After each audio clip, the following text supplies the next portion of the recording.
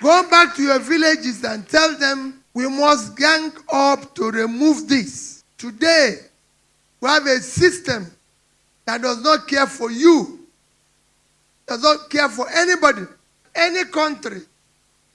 Those in government are richer than those in business. Is producing poverty. So when people are corrupt and stealing money, they are not giving any value back.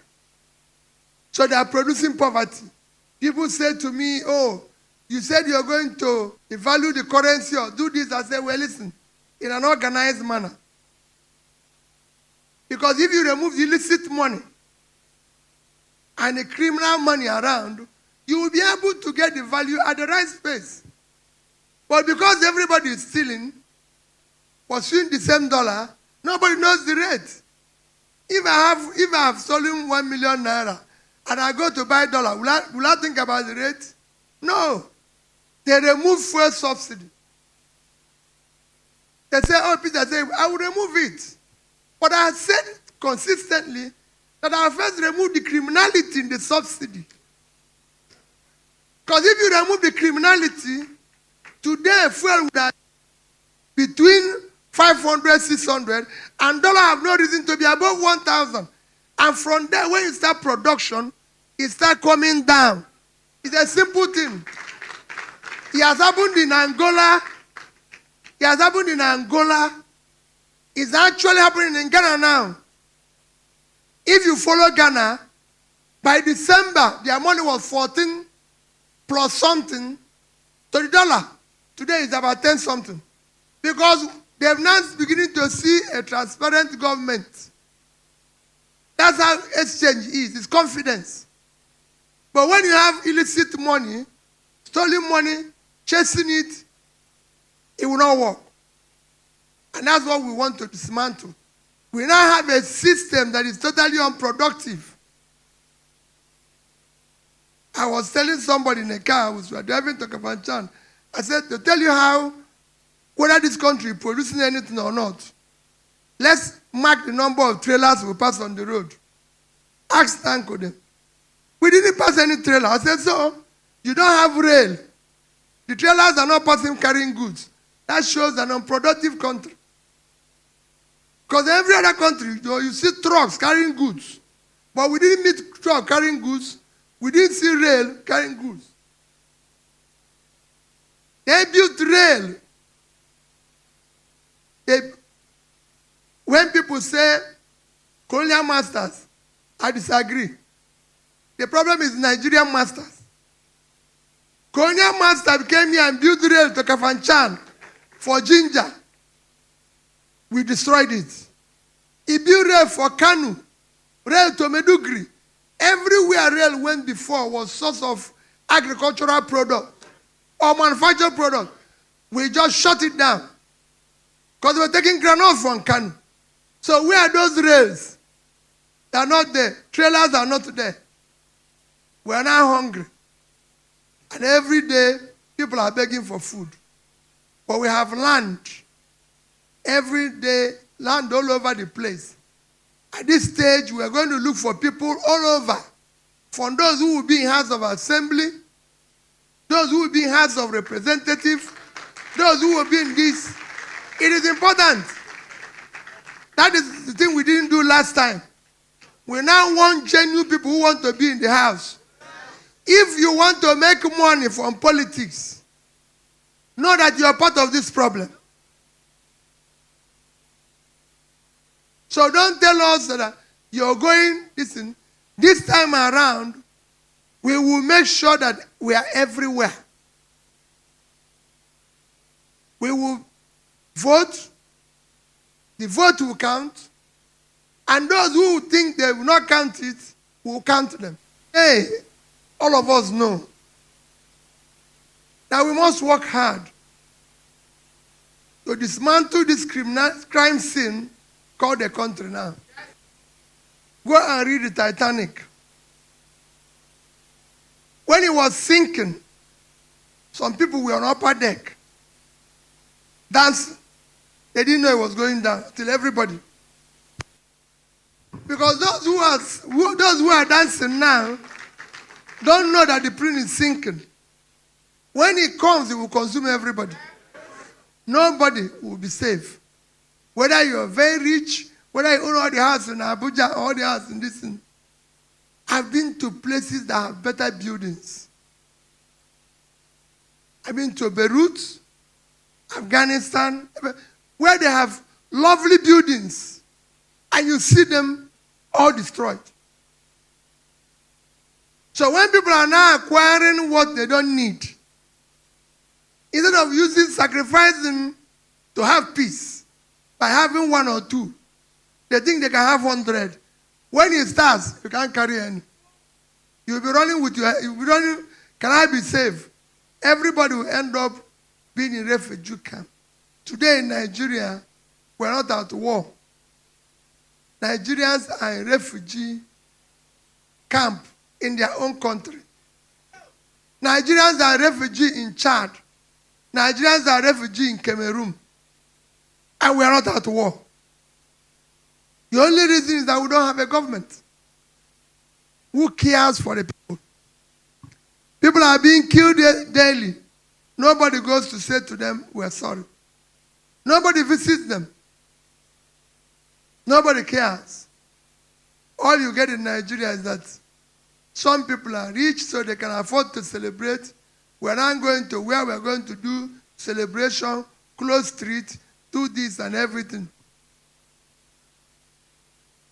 So please continue to sacrifice. That's all I can beg you. Continue to do what is possible in your only two ways to support. People are being killed every day. Nigerians are dying every day. I visited so many primary health care where there's no toilet, where there's no nothing.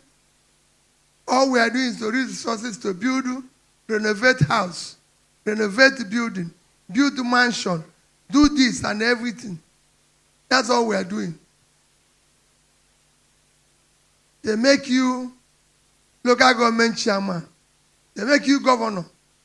They make you president, vice. All you want to do is to renovate a house that doesn't need renovation. So you'll be more comfortable at the expense of other people. It's to go and build conference center in a place where women are dying. And so you saw the reports by the latest report that the worst place to give birth is in Nigeria.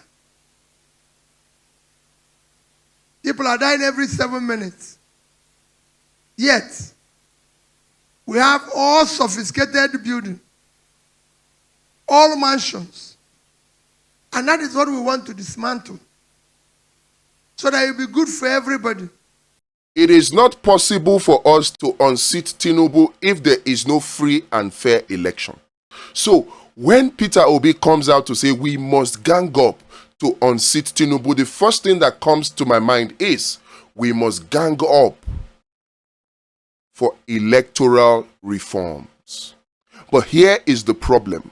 Who are the we? Is it the traditional rulers? Which traditional leaders have you heard talking about electoral reforms? And these traditional rulers, mind you, they have access to Tinubu, they have access to Akpabio, they have access to Mahmoud and INEC. But how many of them have you heard talking about electoral reform? From the Oni of Ife, that is always on pilgrimage to wherever Tinubu is, to the Sultan of Sokoto, to the Emir of Kano, the Oba of Lagos, the Oba of Benin, Alake. Which traditional ruler have you heard that have had access to Tinubu that have called for electoral reforms? I'm talking of traditional rulers. What about religious leaders? How many of them have you heard talking about electoral reform? I was thinking the rest of us Nigerians will gang up, will gather and rally behind electoral reform. I was thinking that. But which of the religious leaders do you know that have come out to speak, to push for electoral reforms? All the noise that we made about Paul Adefarasi in his Range Rover and whether he was holding a gun or he was not holding a gun, and then he comes out to give a speech, and then we now go back and be all of those are energies that could have been channeled to calling for electoral reforms. It is not only even Christian religious leaders, even Islamic religious leaders, Muslims. Which of them? All the imams. Which of them do you know? In fact, including traditional religious leaders, all the shrine, the babalawus, which of them have you heard talking and pushing for electoral reforms? I would have even thought that opposition political leaders would have made it a priority to be pushing and calling for electoral reforms. But rather, they choose to decamp, to go and join the people that we should be ganging up to unseat. So we hear now that even Doye Diri, I don't know how true that is also now thinking of dumping PDP to decamp into the APC. We have heard of Umoeno, of Akwa Ibom. We have heard of the one of Delta State. River State, even Wike does not know where it stands. But it's most likely, from the visit of Fubara to Tinubu, most likely that they are going to be decamping also into the APC. The opposition political leaders, the senators, the lawmakers, the House of Reps members that are supposed to be ganging up, they're not even talking about it. Who are they? I have not heard Ireti Kingebe, aside from the audience, quote and unquote, that she gave to Randy Peters. I have not heard that push for electoral reforms. We are even talking about religious leaders, traditional leaders, political leaders. Those ones, I can't even still understand them. What about our entertainment leaders? Our so-called celebrities? Why are they not speaking up to push for electoral reforms? The other day, Davido was in Atlanta, far away Atlanta. And then he was talking about, Nigeria is in a bad shape. And people lambasted him. I was part of the people who defended him and said, is what he's saying not true? Now, the same Davido, fast forward a few years later, has the opportunity to speak with the president. Guess what? Did he mention electoral reforms? Your comedians, your, what is it called? Your music artists, your movie artists or actors and actresses. Who are the entertainers, so-called celebrities? How many of them are talking about electoral reforms? I feel very, very sorry for people like Randy Peters, because the young man is just running around everywhere using his house rent. Using his house rent to pursue electoral reforms. Submit petition here, submit petition there. It's not an easy task. I know, because I've tried it. And rather than have people support him, we're not seeing it. I would have even expected that by now you will have ordinary Ahmed Issa, you will have very dark man, you will have all the major people pushing for it vigorously. I would have expected that, but is that what we are seeing? Where are the celebrities? Why are they hush-hush about electoral reforms? As if electoral reforms is a cancer. Who are the we? We need to know. So that with all the so-called billionaire businessmen, them Dangote, them Otedola, them Tony Elumelu, Obatudeko, which one again? Remind me. Which of them is pushing for electoral reforms? How many times have you heard Dangote talk and he's talking about electoral reforms? We need to gang up to unseat Tinubu. Very, very profound statements coming from Peter Obi. But we need to identify who are the we. Because believe it or not, they are already ganging up to support Tinubu. Instead of giving us good governance, they are busy plotting how to continue to make sure that Nigeria remains state captured. So we must take action. Project Eagle to the rescue. We will continue to say it. We will not get tired of talking it. We'll keep saying it. We won't stop talking it until we achieve it. Project Ego. It may sound like impossible. It may sound like an uphill task, and I know it is. It may sound like people are not listening. I know they are. Some people will even come and tell you that it's a stupid idea, it's a stupid project. Oh, even with your Project Ego, Tinubu will still win. Look, we will give it our try. We will give it our push. Whether it is stupido, whether it is not stupido, we will activate it and we will push it to the best of our ability. And if come 2027, the ugly happens, I will know that I put in my all. I will know, and I will be proud to be able to tell my children, I tried. Because that's all we owe ourselves, to try. To try.